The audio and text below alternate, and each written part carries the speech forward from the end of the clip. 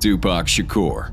September 7, 1996, 29-year-old photographer Leonard Jefferson traveled to Las Vegas to attend a Mike Tyson fight. Unfortunately, he missed Tyson, but he did spot Tupac in his new BMW sedan with shiny rims. Jefferson asked if he could quickly take a photo, to which Tupac agreed, but what they didn't know is this iconic photo would turn out to be Tupac's last, as he was tragically shot and killed less than 30 minutes later. The story of his death, however, didn't begin that night. It all started with a failed attempt on his life 2 years earlier when Shakur was shot and seriously wounded during a robbery committed by two armed men in the lobby of a Midtown Manhattan office building that housed a recording studio where he'd been working on his third album, Me Against the World. Shakur attributed that attack to producer Sean Puff Daddy Combs and rival rapper Christopher Wallace, also known as the Notorious B.I.G. This was one of the reasons he joined the LA-based record label Death Row Records, igniting the infamous East versus West Coast, defining the hip-hop scene in the mid-90s. However, unfortunately, it would also play a role in his eventual murder. On the night of the incident, photographer Jefferson stepped out to the driveway to get something to eat when he spotted Tupac in his whip. Surprisingly, he had known Tupac from his time as a student at the UCLA Film School. They both exchanged pleasantries, having a brief conversation. What Jefferson didn't know was that Tupac had just been involved in a disastrous altercation before their meeting. Also coming down to watch the Mike Tyson-Bruce Seldon boxing match, Shakur and others in the entourage were captured on tape in the lobby of the MGM Grand Hotel, engaging in a violent scuffle with a man later identified as a member of the LA-based Crips. Tupac was captured punching that man to the ground, almost beating him unconscious, if not for the interference of hotel security. Tupac would then go to his room, change, and head to the Club 662 to perform at a charity concert. Now, if you look at this photo, Tupac's on the passenger side of that vehicle, driven by Marion Suge Knight, the head of Death Row Records. Barely 20 minutes after that photo was taken, a white four-door late-model Cadillac pulled up beside their car, the shooter in the back of that caddy, rolling down the window and rapidly shooting his .40 S&W Glock 22 at Shakur's Beamer. Shakur hit 4 times, twice in the chest, once in the arm, and once in the thigh, with a bullet piercing his right lung as well. Fragments of that bullet also hit Knight in the head. Yet he was able to drive almost a mile away from the scene to LA Boulevard, where paramedics attended to him. A few days later, it was announced that Tupac had died from his injuries. Number 14. King Von. Police say 26-year-old rapper King Von, whose real name is Davon Bennett, was one of 6 people shot last Friday near Trinity Avenue. King Von and his group were at Opium nightclub before making their way here to Monaco Hookah Lounge, then to the parking lot where chaos ensued. Born on August 9, 1994, Davon Daquan Bennett, aka King Von, was an American rapper raised in Chicago, Illinois. Now, from a young age, he was associated with the street gang, Black Disciples, and O-Block rappers like Chief Keef. Von had a lengthy criminal history and many run-ins with the law. He went to jail for the first time at only 16 and was arrested for unlawful possession of a firearm 2 years later. He's also alleged to have put a lot of work for the gang and is rumored to have killed around 4 to 5 people, earning him that moniker, Rap Serial Killer. Now, no one knows how much of that is true, but what we do know is that Von wanted to turn his life around, especially after seeing the success of Lil Durk and his other childhood friends in the music industry. So in 2018, Lil Durk signed him to his record label, OTF, and he released his breakout single, Crazy Story, that same year. With the backing of Lil Durk, that track immediately blew up, putting Von on the map. And yeah, he ran into more trouble with the law during this time, even getting incarcerated at one point. But that notoriety just took his name to new heights. Von and Lil Durk would go on tour, making Von leave the streets to focus on his career. However, his street life came back to haunt him, and unfortunately this time, it took his life. November 6, 2020, Von and his crew left the Opium nightclub, headed towards the Monaco Hookah Lounge in Atlanta. Upon arrival, Von got into an altercation with a fellow rapper, Quando Rando, and his crew outside. and what started as this harmless argument turned into a bloody event. Quando Rondo and King Von got into a fight, prompting Rondo's friend, Lil Tim, to brutally fire shots at Von and kill him on the spot. In response, Lil Tim was shot by one of Von's friends, with 2 cops opening fire from 2 different locations. It all happened so fast that there were many versions of this story just floating around online. But the one thing we do know is true is that 6 men were shot during this entire altercation, and Von, along with 2 other men, were killed as a result. As quickly as his career started, it finished, and fans were left behind with only his music and recordings. Despite his past, Von was a very talented artist. He deserved a second chance to turn his life around, as most people should. His legacy lives on through his music. Some real stuff, y'all just keep King Von alive, man. Don't let him die just because he dead, don't mean he dead. Keep him alive. King Von to the end, y'all. King Von to the end. Number 13. Lil Peep. This was the last...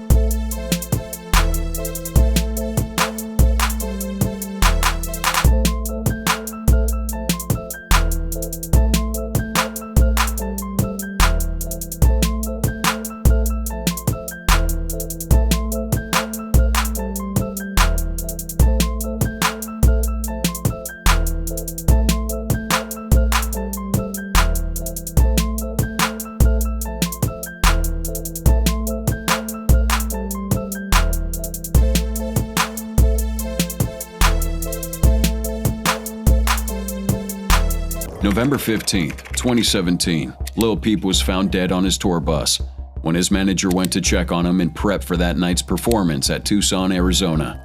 While his death contains many disturbing details, many of his fans believe he was overlooked by management, and here's why. In a series of Instagram posts in the hours leading up to his death, Lil Peep claimed to have ingested psilocybin mushrooms and cannabis concentrate. In another, he claimed to have consumed 6 Xanax pills following a video depicting his attempts to drop an unidentified pill into his mouth several times before actually swallowing one and shaking a full prescription bottle. Then, in yet another, he captioned a post, "When I die, you'll love me." I think the man was telling everyone that something was about to go down. But the bigger problem was that emergency services were called 5 hours after he OD'd. The fact that no one checked on him in all those 5 hours is deeply concerning, especially given that it might have saved his life. And apart from Xanax, a cocktail of other drugs were found in his system. His blood tested positive for marijuana, cocaine, and the painkiller tramadol. His mother, Liza Womack, filed wrongful death charges against his management company, FAE Group, claiming they encouraged his use of drugs despite knowing his addiction. Although the charges were settled in her favor, Lil Peep's death brought an end to a youngster who was on the path to change the rap scene. Number 12. Takeoff. Reporting rapper Takeoff, a member of Migos, is dead. November 1st, 2022, following a private party at 810 Billiards and Bowling in the Green Street commercial development part of Houston, Texas, Takeoff was mercilessly shot many times in the head and torso. Born June 8, 1994, Takeoff, real name Kershnik Kari Ball, was raised by his mom in Lawrenceville, Georgia. He started making beats and developing rhythms in 7th grade, not really starting to produce professionally until 2011. when he joined his uncle, Quavo, and his cousin, Offset, to form the rap group Migos. In 2013, they took off with the viral hit Versace, a record that was later remixed by Drake. From there, they honed in on their sound with mixtapes and guest spots on songs with rappers like Gucci Mane and singer Justin Bieber, before releasing their first studio album, Young Rich Nation, in 2015. They collectively earned 2 Grammy nominations, one for rap performance for the single Bad and Bougie, and another for the 2017 rap album Culture. They also got the ASCAP Vanguard Award in 2018 for streaming success on the hit track Motorsport, featuring Cardi B and Nicki Minaj. But as successful as that group was, their downfall began in 2020 when Takeoff was accused in a civil lawsuit of sexual battery and assault. He could have been prosecuted, but before any court appearances were made, he was murdered. On the day of the incident, approximately 40 people had gathered outside the bowling alley after the party ended. Then out of nowhere, an altercation breaks out on the venue's 3rd floor entrance, and at least 2 guns were fired, with stray bullets hitting Takeoff. A nurse who lived nearby heard the shots and ran to the scene, only to see Takeoff in a pool of his own blood. She stayed with him until the ambulance arrived, but by then he was already dead. Obtained footage from the scene shows Quavo in an orange shirt and others gathered around Takeoff. At first they try to move him, but then put him back down as Quavo yells for someone to get help. More disturbingly, Takeoff posted a photo of himself lighting up on his Instagram story accompanied with the song Stop Breathing by Playboi Carti. That added to many twists and conspiracy theories surrounding his death, and it makes us wonder if his death was truly by accident. Number 11. Nipsey Hussle. 3:18 p.m., March 31st, 2019. Nipsey Hussle was shot at least 10 times in the parking lot of his store, Marathon Clothing, in South Central LA. The killer was an old-time friend, Eric Holder. Born August 15, 1985, Armius Joseph Ascadome, aka Nipsey Hussle, was raised in Crenshaw, South Central LA. He grew up with his single mother, Angelique Smith, and at the age of 14, he would join the local Rollin' 60s neighborhood Crips, where he met Eric Holder, the man that would eventually end his life. Now the two were both part of this gang, and both aspiring rappers. But in 2002, at the age of 17, Nipsey Hussle joined Buttervision, a creative multimedia digital guerrilla movement led by Dexter Brown, where he would be a part of a few musical projects and release his first mixtape, Slauson Boy Volume 1. This shifted Nipsey from being just a hood rapper to a global artist recognized around the world. In turn, he would get into charity with his community, helping teenagers stay away from violence and maybe make it out. On the other hand, Eric Holder's music never caught on. He went by the stage name Fly Mac, and his songs never went past his neighborhood. 2 hours before Nipsey's death, Holder met up with a woman that he'd known for about a month. Feeling a bit hungry, the unidentified lady took Holder into her white Chevy Cruze to get some food in South LA. Coincidentally, Nipsey Hussle was outside his store in South Los Angeles taking photos with his fans and signing their autographs. He recently purchased the entire shopping center, where he once sold his mix CDs from the trunk of his car, with plans to turn the place into a mixed-use residential and commercial center. Nipsey spent about half an hour talking with fans and old friends before Holder and the woman pulled up to purchase food from the store. Now here's the catch. The lady had no idea Holder and Nipsey used to be close friends. She rushed to go say hello to Nipsey. But in the process, Nipsey saw Holder and called him aside to talk for a bit. However, that conversation wasn't quite what anyone expected. Nipsey informed Holder that he was gaining a reputation as a snitch in the neighborhood and needed to watch his back. Out of anger, Holder pulled out his gun and shot at him 10 times, killing him instantly. The last photo of Nipsey was taken barely 5 minutes before he was shot. It was with a young fan who admired him, and sadly his philanthropy died with him. Number 10. Notorious B.I.G. This is the infamous Notorious B.I.G. in a photo with P. Diddy after a party, and this is the last known photo of him 20 minutes before he was shot dead in a ruthless drive-by.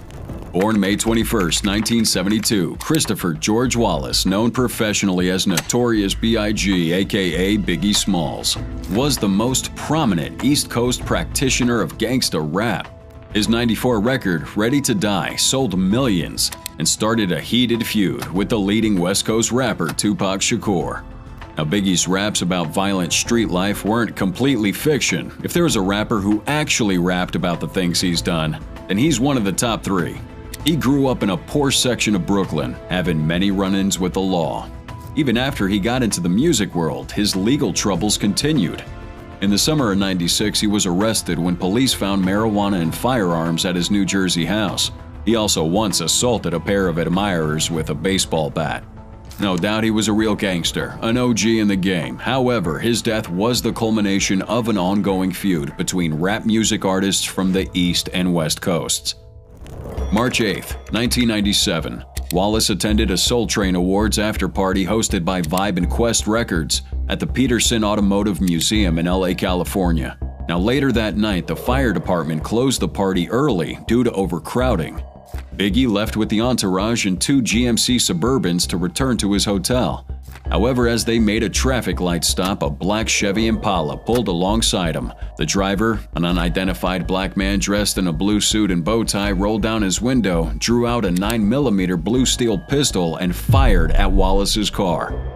4 bullets hit him, and his entourage rushed to Cedars-Sinai Medical Center, where doctors performed an emergency thoracotomy, but he didn't make it out. The murder of Biggie has never been solved, and the only suggestions that we have are maybe Marion Suge Knight, the former head of Death Row Records, or some random Crips gang member. Now, Knight was shot but not wounded seriously in that fatal Las Vegas attack on Shakur, and is rumored to have engineered a retaliatory strike against Biggie, whom he held responsible for the Las Vegas shooting.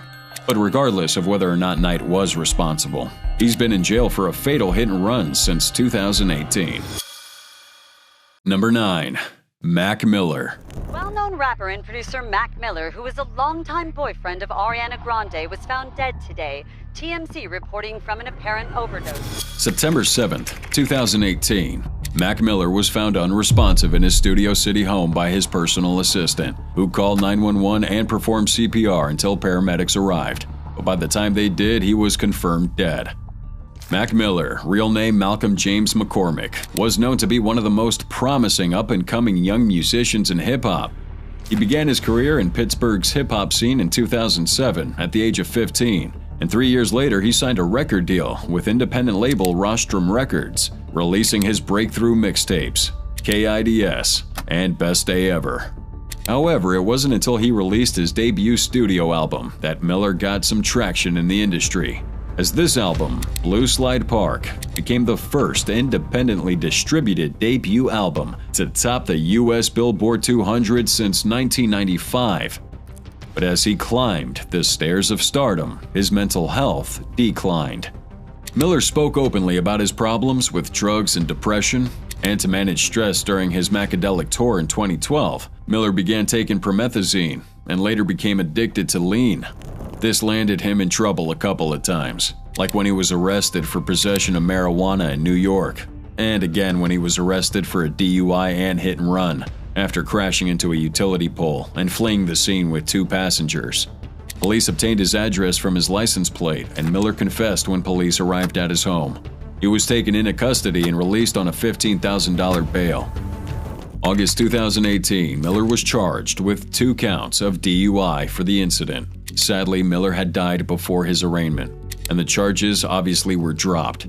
A day before his death, this photo of Mac Miller was published by Vulture magazine and has now become his last known photo. He'd been scheduled to shoot a music video on the day of his death and was to embark on a swimming tour the next month. But how exactly did he die? Well, after an investigation was conducted, 3 men who police say supplied him drugs were arrested. One of them, Cameron James Petit, allegedly sold Miller counterfeit oxycodone pills containing fentanyl 2 days before his death. Petit got those drugs from another guy named Ryan, and Ryan got it from his contact, Stephen Walter. Supply chain, but none of that would quantify the impact that these men had caused in the music industry. November 5th, 2018.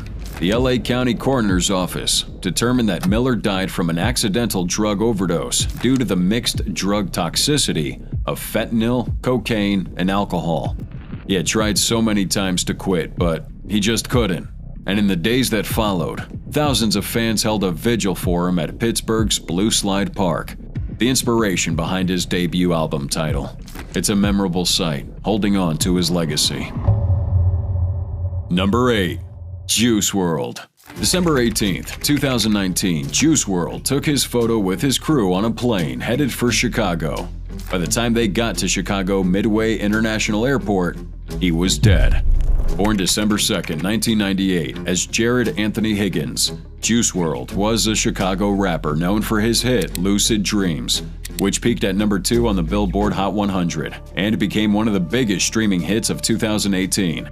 He collaborated with Travis Scott on Astro World, contributed to the Spider-Man Into the Spider-Verse soundtrack, and collaborated with BTS's RM and Suga. In simple terms, he wasn't just rising, he was skyrocketing. However, just like some rappers of our time, Juice WRLD had his fair share of battling depression and substance abuse. He had a long history of drug abuse and began at an early age, often speaking openly about his experiences. His mother also claimed that he was dealing with anxiety and depression. Higgins had already agreed to attend drug rehabilitation, but sadly he didn't get the chance. Now from the photo, this guy was alive and looking normal. What could have happened from that picture to the time they landed?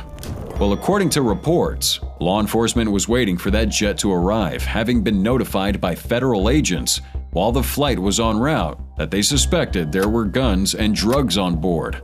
Officials later revealed that they found 70 freaking pounds of marijuana on that aircraft, and said many members of his management team aboard the flight told him that Higgins had taken several unknown pills, including allegedly swallowing a lot of Percocets to hide them while the police were on board searching the luggage. This was absolutely the most ridiculous and insane thing to do. I mean, we could see he was trying to avoid any charges, but at this point that might have been better than what happened next. Higgins then began convulsing and seizing. He was then given 2 doses of emergency medication naloxone, which was given because they thought he had an opioid overdose. A 911 call was placed to Chicago's police department informing them that a man, Higgins, had suffered a medical emergency. He was then taken to the nearby Advocate Christ Medical Center in Oak Lawn, where every medical practitioner tried to keep this man alive, but despite their efforts, Juice WRLD died. However, this isn't where his story ends. January 22, 2020, the Cook County Medical Examiner stated that Higgins died as a result of toxic levels of oxycodone and codeine present in his system. And the only reason why the feds even came after him is that someone on the plane, maybe even in that photo, must have snitched. But the question is, which one of you did it? Number 7. Pop Smoke. Pop Smoke was known by some of the biggest names in the business, like Nicki Minaj and 50 Cent. His murder has stunned fans everywhere. This was a photo of Pop Smoke 24 hours before he died, and this was the last photo he took just 10 hours before his death. He didn't kill himself, nor did he engage in a brawl. Instead, these photos and some others posted by this rapper resulted in his pointless murder.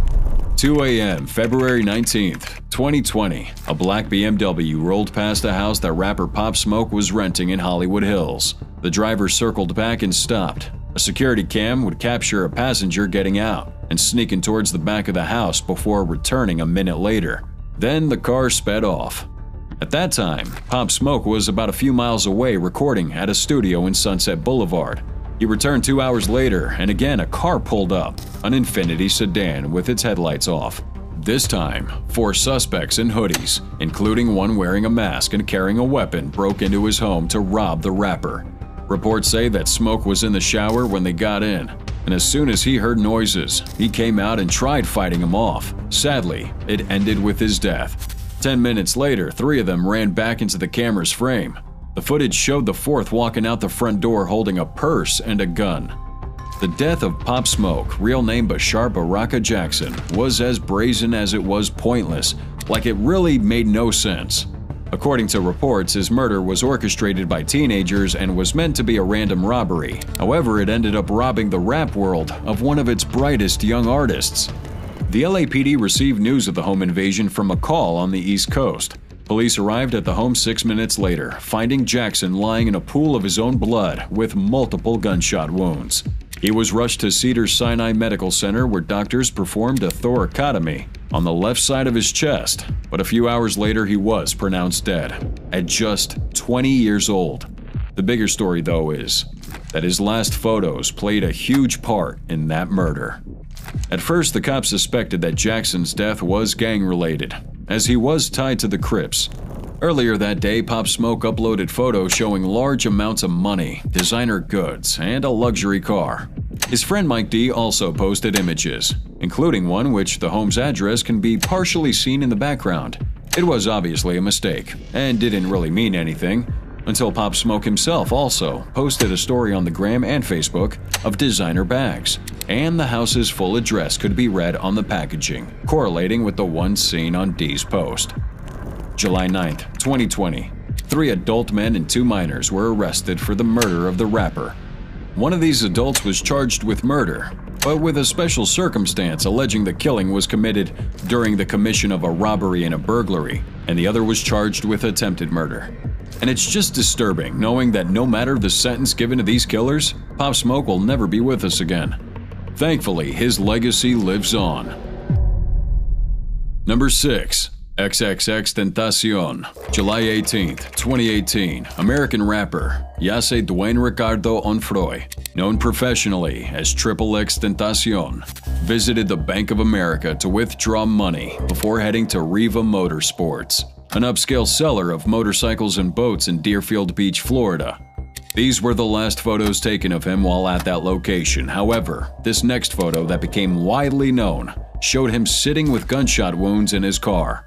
Now he was dead. Born on January 23, 1998, Onfroy was surrounded with lots of controversies growing up. He had many run-ins with the law, even getting sent to juvenile prison at one point. But by the time he got out, he would turn his life around with his sensational music. In 2013, he launched the first track, News Flock, on SoundCloud.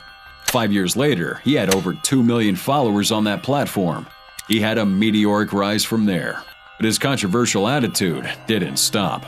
He once confessed to domestic abuse against his pregnant girlfriend, Geneva Ayala, and also to the stabbing of 9 people. He was known to be involved in different feuds with other artists, sparking even more outrage with a music video depicting him lynching a white victim. Nevertheless, he made beautiful music exploring heavy themes like depression, loneliness, and suicide. He was on the brink of something with his music. Sadly, we may never know what. On the day of the incident, he had no idea he was being followed by a dark-colored Dodge Journey SUV with 3 men inside, the men who would later perpetrate his murder. After spending nearly a half an hour inside that dealership, Onfroy left with his uncle, Leonard Kerr, and began to drive away in his BMW i8. The Dodge SUV then drove in front of his car, blocking his only exit from the dealership while the 2 robbers, Newsome and Boatwright, exited the vehicle and demanded property from Onfroy with firearms. A brief struggle ensued in which Boatwright and Newsome punched Onfroy several times, with Newsome aggressively demanding Onfroy's chain. Amid the struggle, his step-uncle fled the car, leaving the door open and allowing Newsome to get into the passenger side and retrieve his Louis Vuitton bag containing $50K. But despite the robbery being over, Boatwright walked back over to Onfroy's car, held up his rifle, looked at him in the eyes, and ruthlessly shot many times, killing him in cold blood. Shortly following that announcement of his death, the Broward County Sheriff's Office offered $3,000 for a bounty on any information leading to the arrest of any suspects. Originally, a lot of fans of his, many numerous internet users, and local residents suspected local Florida rappers Soulja Kid and Soulja JoJo to be the killers of Onfroy, due to several suspicious Instagram posts made by the pair with specific details that corroborated with witness reports.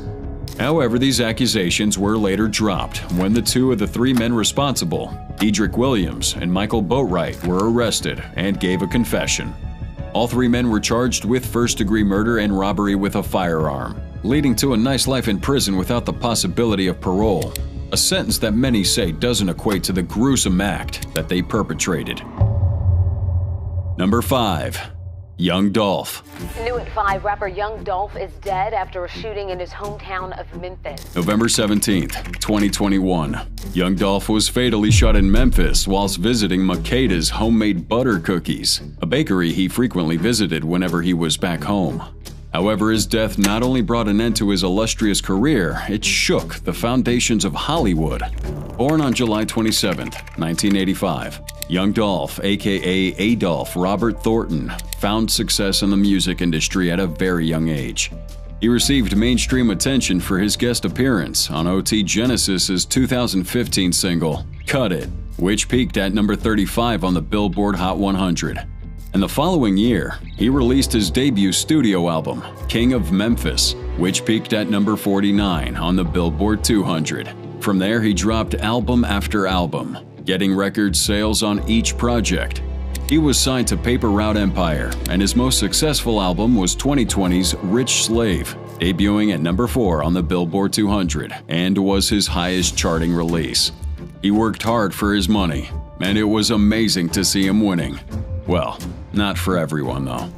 September 2017, Young Dolph was shot outside a retail store in Hollywood and hospitalized in critical condition. He spent 2 weeks in that hospital, recovering from 3 gunshot wounds, and investigations believe the attack was a retaliatory move on a music album titled Bulletproof that he dropped in April of said year. Maybe the perp took Thornton's artistry way too seriously, but a few years later, they struck again. On the day of the incident, this photo of Young Dolph was taken by a fan as Dolph walked into the bakery. Now it has come to be his last photo ever taken, as 2 gunmen in a white Mercedes-Benz gunned him down a few minutes later. Crowds of hundreds swarmed the scene of Thornton's death for hours, people whom he might or might have not known grieving his death, and it's very understandable why this was so. Before he died, Young Dolph was well known for donating turkeys around Thanksgiving time to people around town. He participated in a lot of charity work and once donated a whopping $20,000 to 2 baristas at Duke University who were fired for playing his song Get Paid. This was a guy who did nothing but good for the people he loved, yet he was murdered. For what? Exactly. Absolutely no reason. Number 4. Freddie E. January 5th, 2013, hip-hop artist and internet personality Freddie E. committed suicide. More disturbingly, he took this selfie and live-tweeted the moments leading up to his death. 22-year-old Freddie E., born Frederick E. Bull, was best known for his YouTube program Jerk TV. He graduated from Nathan High School and the Art Institute of Seattle, where he studied digital filmmaking and video production. Now, this background helped him to keep his audience engaged on his show, which included satirical and profane segments and skits, often blended with Freddie's sharp social commentary and cautionary messages. Now, on the day of the incident, Freddie E. sent a series of increasingly dark and depressed messages. He started tweeting about how bad his day was after dealing with heartbreak, and went ahead to more than a dozen brief messages between 12:52 p.m. and 2:34 p.m., describing in vivid detail his emotions and actions. For context, Freddie E. was trying to do something with fellow rapper Honey Cocaine. They had a little stint for a few months, but after they split, Freddie's emotions went on a downward spiral. A month before his death, he posted a heart-throbbing text on his Facebook account that read, "I talk to Honey damn near every day. I text her, she calls me, we talk on the phone for hours. I've met some of her family and she's met some of mine. We call each other by our birth names. I'd take a bullet for her, as would she take one for me. I actually know her. Where you see a rapper, I see a writer. Y'all can't tell me nothing about her." Then, on the day of the incident, he posted disturbing tweets like, "Smoked my first pack of cigs today. Been a long time since I gone through heartbreak. It's a cold, unforgiving world if I do say. God, please forgive me. I'm sorry." For several hours, many fans believed it was just a stunt on social media. However, when his family confirmed his death, everyone turned their attention to Honey Cocaine. Now, when she heard the news, she defended herself from the onslaught of attacks, claiming that she was responsible for his death. Many of Freddie E.'s loyal followers insisted that their breakup was what pushed him over the edge. In her defense, she said, "To say I caused what happened is ignorance. You know nothing about our friendship or the story. Hate me if you feel. We loved each other. We were homies. We had a bond and a connection. For people to attack me acting like I made him do it is a shame. Say it's my fault, threaten me, whatever. I knew him well enough to know he had other things happening. I was there for him all the time." While we may never discover the exact details of what transpired between them, his final photo and series of tweets will serve as the only tangible memories for his loyal fans, symbolizing his legacy. Number 3. Lexi Elleger. December 29th, 2019, female rapper Lexi Elleger posted this photo on her Instagram. 3 days later, she was found dead in her apartment. Born February 19th, 1998, Lexi Elleger, real name Alexis Elleger Lynch, was raised in St. Paul, Minnesota. She was the granddaughter of famous musician Robert Troutman, founder of the Ohio funk band Zapp. Seemingly looking forward to also making a name in the music industry, she dropped out of high school to pursue a full-time music career. She began rapping over the beats of popular songs by artists like Dej Loaf, Tupac, and Drake, and in no time she dropped her first mixtape. She'd collaborated with many artists during this time, but the real break for her career came when she collaborated with Kehlani right before Kehlani dropped her commercial mixtape, You Should Be Here, which peaked at number 36 on the Billboard 200. Her lyricism and incredible flow on that track Jealous earned her a spotlight, which many say she deserved a long time ago. Sadly, she didn't even live long enough to bask in her fame. January 1st, 2020, Alexi was found dead in her room at the Lowe's Minneapolis Hotel. An autopsy was conducted, leaving the Hennepin County medical examiner to rule her death as an overdose of fentanyl and alcohol. But it didn't make any sense. How? Why? What was the reason? These and a bunch of other questions are still in the minds of her fans. But at the same time, conspiracy theorists believe there's more to her death than we know. Number 2. Simone Battle. Not necessarily a rapper, but Simone Battle was an all-around entertainer who killed herself. However, a day before, she was in a photo shoot for a magazine, seemingly looking like her life wasn't about to end in the next 24 hours. Simone was born on June 17, 1989, in LA, California, and began a career in acting in 2006. You might recognize her from her role in Nickelodeon's Zoe 101 and Everybody Hates Chris. In 2011, Battle would audition for the American singing competition The X Factor. She sang When I Grow Up by the Pussycat Dolls and received 3 yeses from the judges. This sent her through a boot camp where she was mentored by Simon Cowell. However, after getting to the top 17, she was eliminated from the girls category by her own mentor, Simon. But once her time on the show came to an end, Battle decided to officially launch her music career. August 2012, Battle was initially part of the Pussycat Dolls' proposed new lineup after the past members disbanded back in 2010. Her addition to the group was announced during the opening of the Pussycat Dolls' Dollhouse at the Keating Hotel in San Diego, California. Battle allegedly took her own life. September 5, 2014, Simone Battle was found hanging in her bedroom closet. Close sources and investigations suggest that she suffered from depression due to financial crisis, but others believe that she was murdered.